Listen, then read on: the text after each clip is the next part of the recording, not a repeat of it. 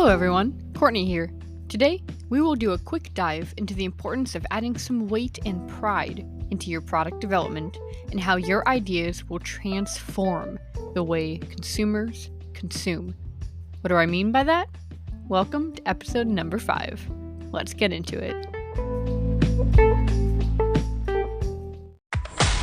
Where inventing, passion, and hard work intersect. Welcome to the Serial Inventing Podcast. Bite-sized, perspective-altering episodes on serial inventing and beyond. From motivating key tips on product licensing to obstacle-busting conversations on transitioning to a full-time serial product developer. Buckle your seatbelt, because you're in for a ride. Warning, this podcast may motivate you to make wild decisions that will propel you forward in your inventing career and hijack more of your time for your passion. If you aren't ready to make it happen, then this podcast isn't for you.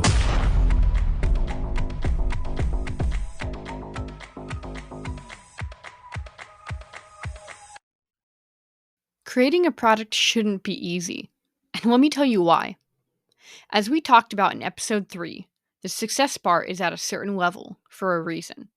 Too low, and it's hard to pick a winner. Too high, and no one wins. Just like getting into various colleges, there are various acceptance rates.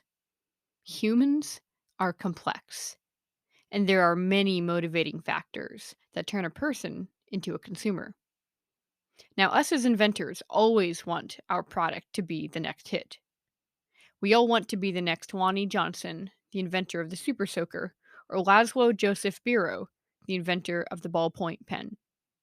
But good product development takes time. And it should. Think about it. Let's say once you were at home cutting vegetables, and your power went out.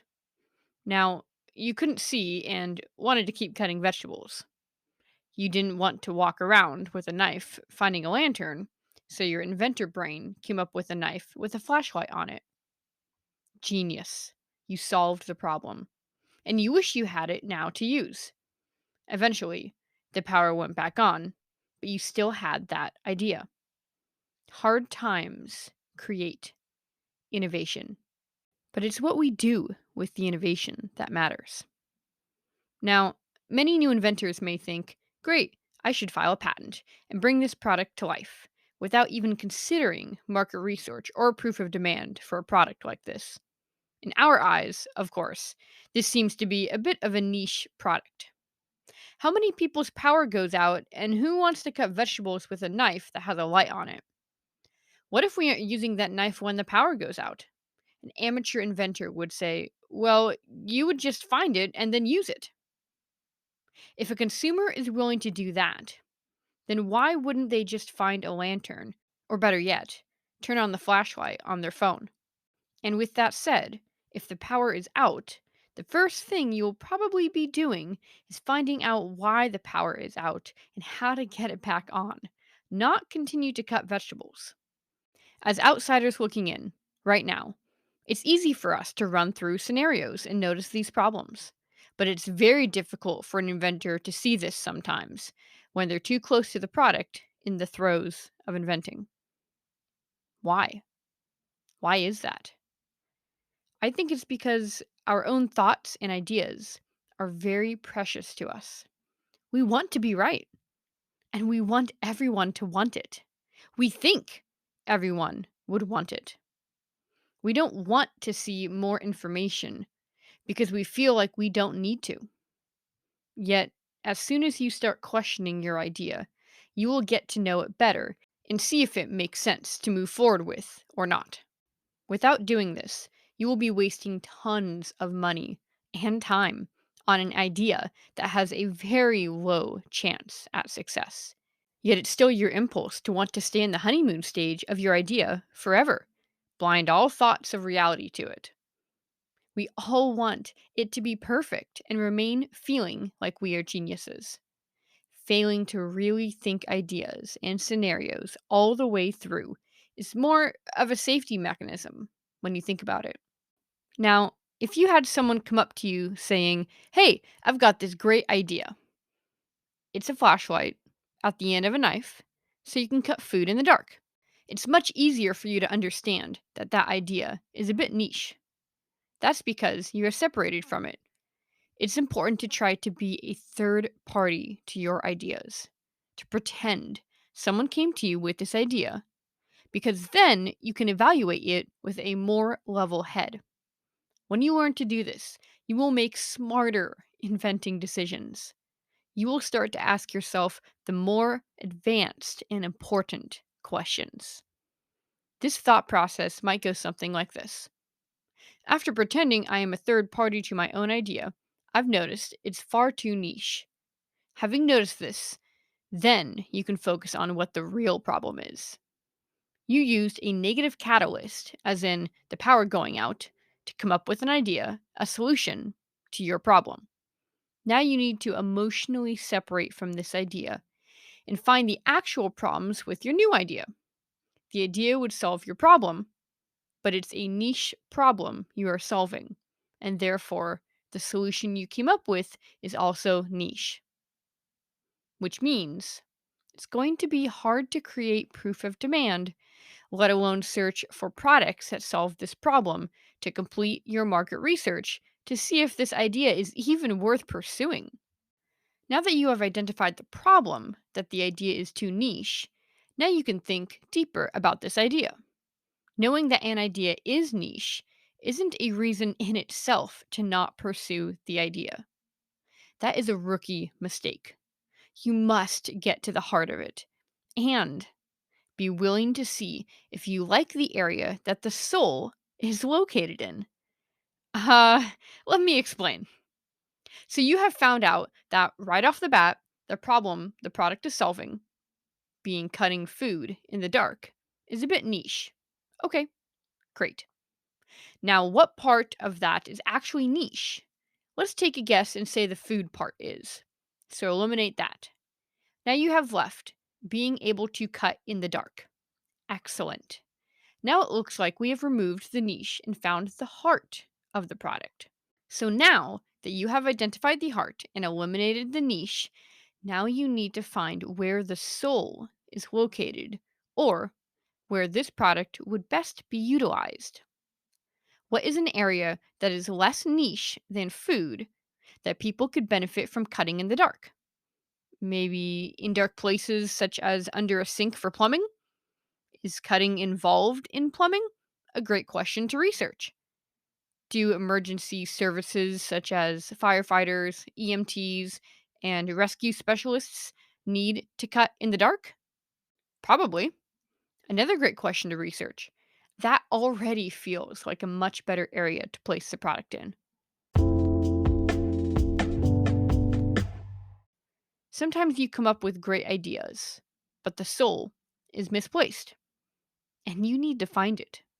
In this example, the idea was in food, and now you're looking for a better home for it in a different industry. You may find that the product is better served in another industry, that your original idea isn't as niche as you thought it might be, that the idea is better ventured than licensed, or that it's time to place the idea on a shelf and work on a different one.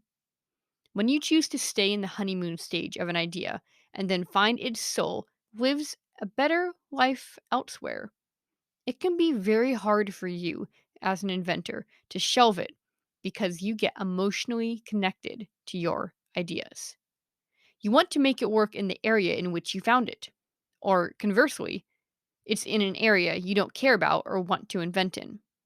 Emotional separation from all of your ideas is pivotal to your inventing life. It will take you one step closer to becoming a serial inventor, and a good one at that. Think of emotional separation as a Boy Scout or Girl Scout badge you earn once you have mastered that skill. Though hard to learn, it will serve you very well in licensing. In short, do a deep dive on your idea, the problem it solves, other solutions to the problem out there. If 80% of people have this problem, ask yourself, do existing solutions work? Does my idea solve the problem more efficiently? and so on. Just remember, you don't want to waste any of your time you have for inventing. Think of this like a first date with your product. There is no time for dilly dallying, honeymooning, talking about the weather, or commenting on the beauty of their dress or bow tie. You need to get to the heart and soul of your product and fast, like a speed date, so you can decide if there will be a second or third date. At InventRight, I like to call the first 3 steps of their 10-step course the 3 first dates of your product, as all 3 steps are about market research and getting to know your product and the industry that surrounds it. Remember that you are not your product. You are a separate entity. Don't just create a virtual prototype and a sell sheet because that is the process. Watch it evolve, grow, and change like a real person into a better version of itself. If you let it, but smother it and box it in. And just like a plant with a small pot, it won't grow. Each step of the process has a purpose. And its purpose is not just to do it because it's the next step. A sell sheet for your marketing material is not just your billboard to potential licensees. By going through the sell sheet creation process, you learn more about your product, how best to pitch it, and what angle to focus on. Checking out mentally at the sell sheet stage to just get it done is like not caring about what you eat. The bad food is toxic to your body. Eating too much, as in spending too much time on the sell sheet, will cause issues. Overeating is the same as overthinking the sell sheet. Eating too little, and your product is empty. Making bare sell sheets a habit in your inventing makes you an anorexic inventor. Not thinking about what you put in your body is like not thinking about what you put in your sell sheet. Not good. Think about all of your childhood toys you grew up with. Was it Mr. Potato Head? Monopoly? Furby? Teddy Ruxpin? An Easy Bake? A PlayStation? That time the cousins came over and you won your first Monopoly game because your dad taught you how to win, or listening to Teddy Ruxpin tell you a story as you fell asleep, or teach you how to read, or talk to you when you were lonely as a child. These became core memories of your childhood. What about products that we take for advantage that we use every day? Spatulas, computers, dog leashes, sporks. Okay, maybe not that one, but you get the point. When we are developing a product and choosing to pursue it further and look to license it, there should be some weight involved in it. Some should be 50 pounds, others 100. Just because we as serial inventors thoroughly understand the process doesn't mean the process should hold any less weight. In a way, it should hold more because you know that each step is purposeful from an experiential basis. We are changing the way consumers consume, making lives easier and creating core memories. Products are a large part of the human experience. It's about time we acted like it. We should not pursue an idea without doing any market research.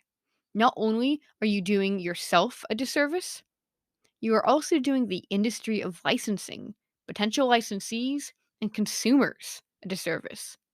Take pride in your product. Take some pride, y'all. Spend some time getting to know it. Find its heart.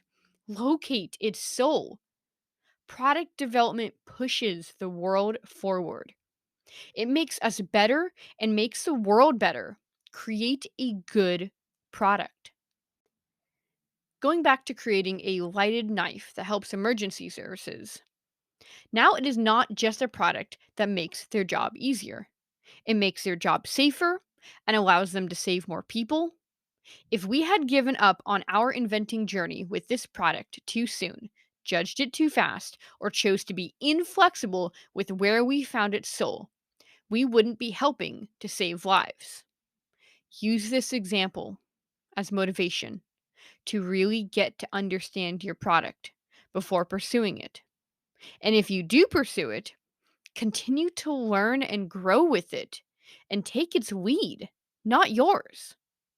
Be humble through the process and revere your idea. Let it evolve and open up like a flower. Give it water, good soil, and the right amount of sunlight, and it will bloom. Just don't stand in its way. We are not in a rush to create a good product. Take some pride in its evolution. Allow it to bloom. Remember that in serial inventing, you are not creating a product for yourself, but for the world. Thanks for tuning in and taking a few bites with me today. And remember, serial inventors don't make excuses, they make it happen. See you soon.